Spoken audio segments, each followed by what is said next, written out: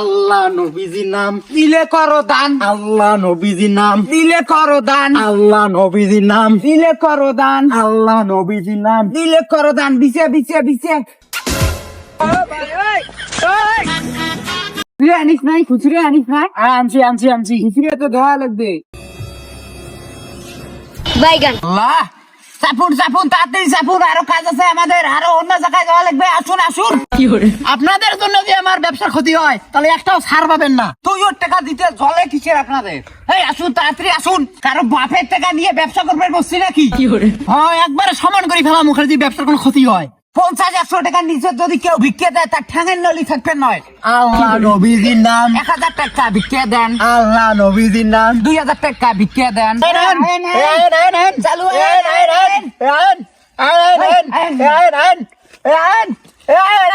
ভিক্ষে দেন। টিয়া পয়সা তো নাই, এই ফকিরের জ্বালায় রাস্তা পথে বেড়াও যায় না। ধরো 10 টাকা টিয়া দিল, দুইজনে ভাগ করে নেন, 5 টাকা 5 টাকা করি। হেই মিয়া হেন, এই মেয়ে ডাকান কে দুইজন কাটে তো ভিক্ষে দিছি। হেই মিয়া দাঁড়ান।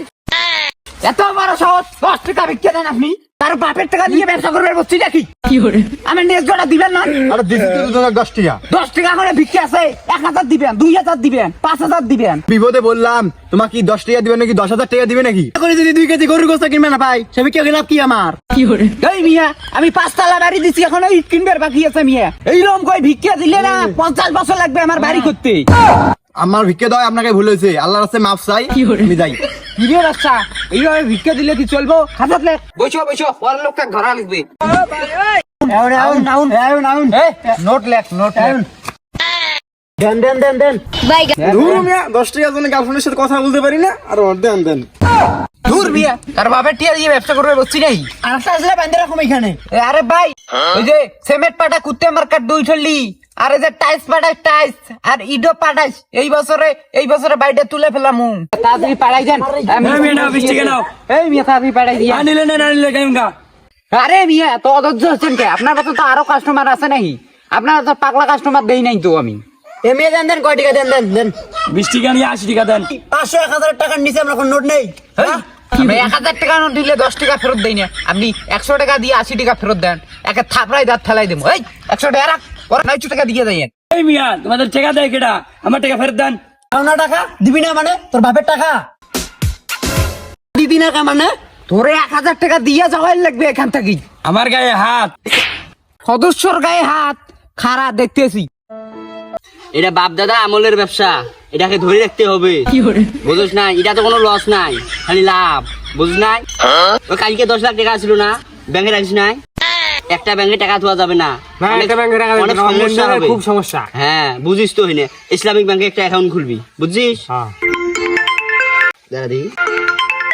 হ্যালো, কি সদস্যর গায়ে হাত? ওকে বান্ধে রাখ, আসতেছি। আসেন দেখি সভাপতি সাহেব। আমার সদস্যর গায়ে হাত, এত বড় সাহস! হ্যাঁ, এত বড় সাহস? আজ বান্ধে এলাম উদারে। এই কেডারে আমার সদস্যর গায়ে হাত দিছে? আমার তো কোনো দোষ নাই, এখানে অনেক মানুষ জমেছে, ওদেরকে জিগান। ওদেরকে কি শিখামু আমি জানি না, ওরা তো আমাদের ভালো চায় না, ওরা ঠিক মতো ভিক্ষে দেয় না। তোর কত বড় সাহস, তুই আমার সদস্যের গায়ে হাত দিছিস? ওই মিয়া, আপনার কিন্তু জরিমানা জেল হইব। আপনি কি আগে ফকিরগিরি করছিলেন? ওর মিয়া, ফকিরগিরি করছি মানে? আমার 14 গোষ্ঠী সবাই ফকির। আমার দাদা ছিল ওমরা ফকির, আমার বাপ ছিল গোমরা ফকির, আর আমি হচ্ছি এলাকা ভাইরাল কাল্লা ফকির। আমাদের সাথে ভাব মারাও, আমরা আছি এই এলাকার ফকিরদের সভাপতি। তোরা খারাপ আছিস কে? ধর কাছে গিয়েছে সব নে।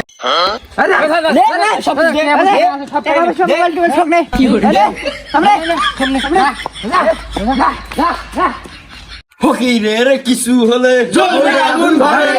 ফকিরের কিছু হলে ফকিরের কিছু হলে